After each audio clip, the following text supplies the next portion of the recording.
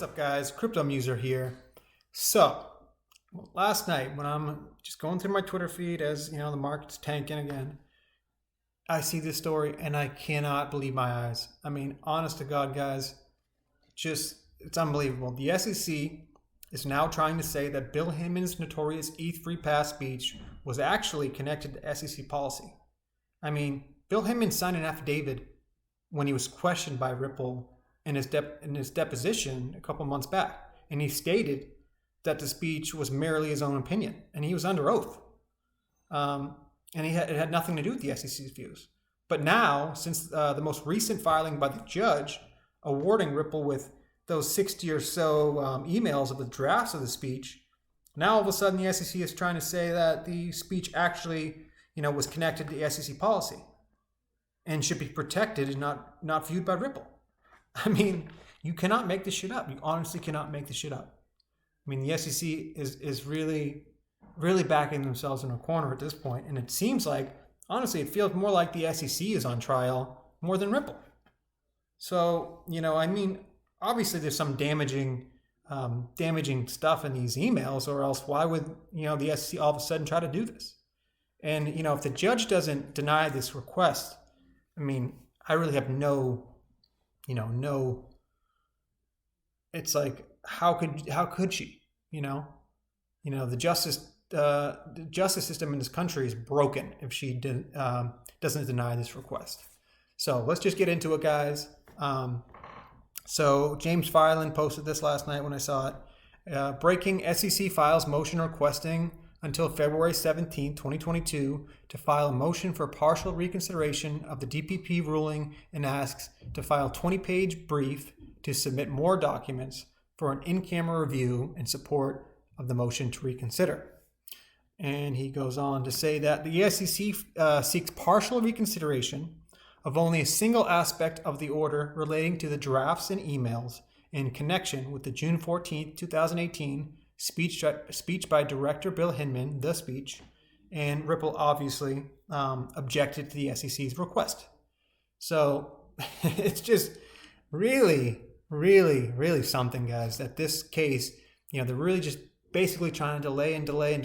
And now, finally Ripple, this has been months and months that the judge has been requesting these documents from the SEC to give to Ripple. And now they're trying to get more time and trying to now say that those, that speech was actually protected and that it's actually SEC policy. So you can't have it both ways. You can't say that, and this even gives Ripple their fair notice argument even more teeth now, because, put it this way, if the speech was part of SEC policy, that's saying that, the SEC thought that thought that Ether and Bitcoin were not securities back in 2018. So, and if that's the case, then how is Ripple supposed to know that they're doing something illegal? How are they supposed to know that XRP is a security if you're saying Ethereum and Bitcoin weren't securities? And, if you're trying to say, and if you go the other way with it and you say, this speech actually was only Hinman's personal opinion, then how can you not give up these documents? So like I said before, obviously there's something damning in these documents, and the SEC just don't want to give it to Ripple. And, the judge has seen all these documents, so she knows what's in these emails. So it really comes up, you're really going to know in the next couple of days or so, what's going to be happening. And I feel like this is like the smoking gun, honestly, in this case, because, the SEC has really lost every aspect of this case. They've been trying to delay it as much as they can, and I feel like that's the only power they have at this point. But, I believe this is really the turning point in this case. So hopefully we're going to find out some information in the coming days or weeks.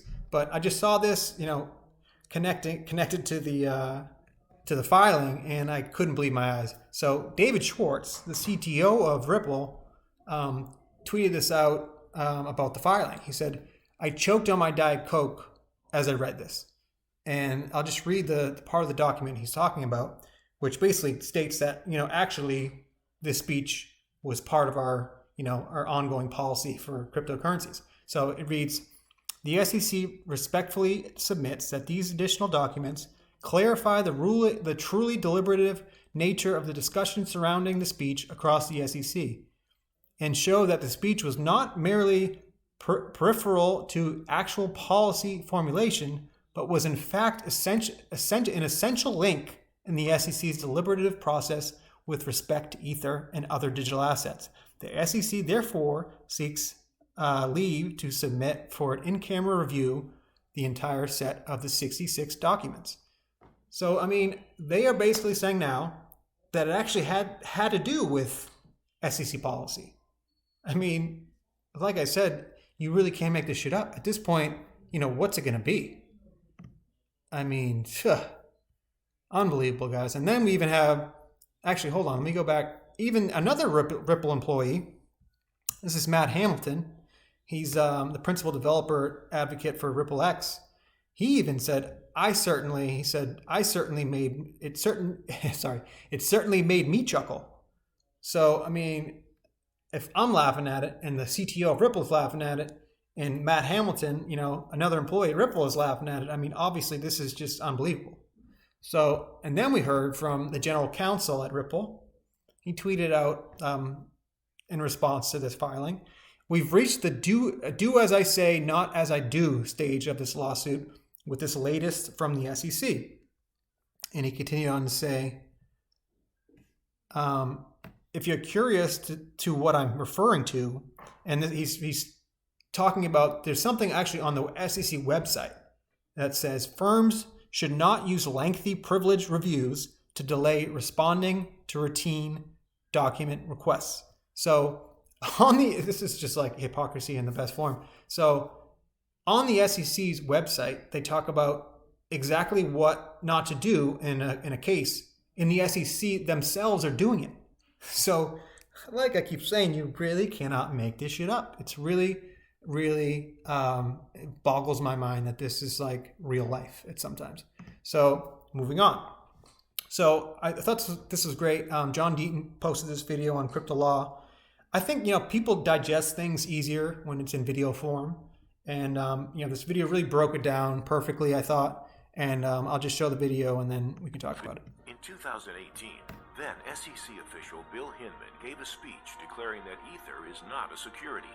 We believe current offers and sales of Ether are not securities transactions. He made us believe it was guidance to the market. It was the first time we had expressed to the world that we didn't view Ether as a security. But Gary Gensler's SEC says this speech was not guidance.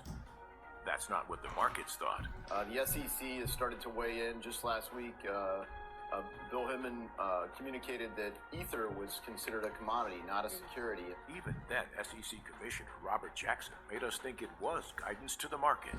He gave a speech where he laid out, here's how we think about this, and gave a set of principles that the market can follow. From time to time, the SEC does its best work, not through the cumbersome and formal rulemaking process, but instead by talking to the market. Help me understand how to do this right. And we're working on it. Hinman gave a speech. And all the while, Bill Hinman was being paid $15 million from a law firm promoting Ethereum.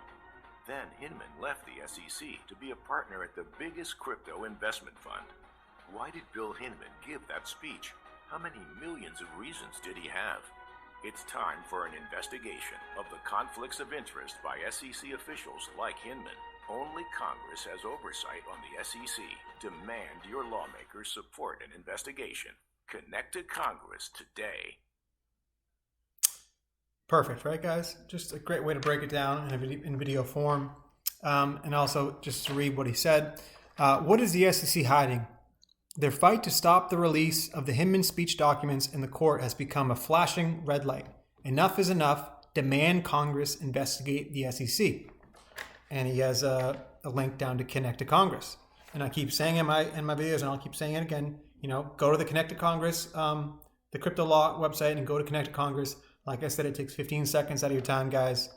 And, let's talk about this next thing I saw on Twitter. So, you can either hate or like Joe Biden. I hate them all, honestly. I'm independent, or I'd maybe be a libertarian. I really don't know what I am at this point. But, like him or hate him, I thought this was interesting, and we'll see what happens. But this is Jennifer Epstein. She's the White House reporter at Bloomberg.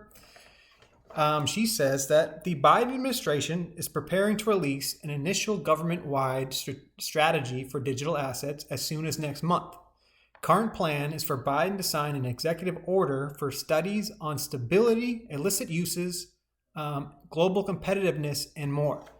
So, I mean, is this good? Is this bad? I mean, I guess we'll find out. I mean, I hate to say it, most Democrats have literally no education on crypto. They have no idea what they're talking about. And, some Republicans have more education or more for crypto. So, it doesn't say much that, the Biden administration is doing this, but hopefully, my hope is that, obviously Joe Biden knows nothing about crypto. The guy's like 150 years old, but hopefully he has some people in his office, some people that work for him that, are educated better in crypto, and maybe we'll get some good regulation or, good guidance in the market from this, I don't even know what you call this, executive order. So hopefully, but, I won't put my hopes up that much. So I also saw this. So MicroStrategy, Michael Saylor, being investigated by the U.S. SEC for unlawful accounting practices regarding their Bitcoin investments. Now, guys, I've said this time and time again. The SEC really is making it known that even Bitcoin isn't safe. Even Bitcoin, who obviously is a commodity. Even the SEC is saying that, who knows, even Bitcoin could be a security. It's just Gary Gensler in the SEC are coming after all aspects of crypto. They don't care anymore. Gary Gensler is desperately trying to make a name for himself, basically. And to me, that's what it's all about. He doesn't care about investors. He doesn't care about the future of American innovation. This is all about Gary Gensler's ego. He wants the power to regulate the whole market.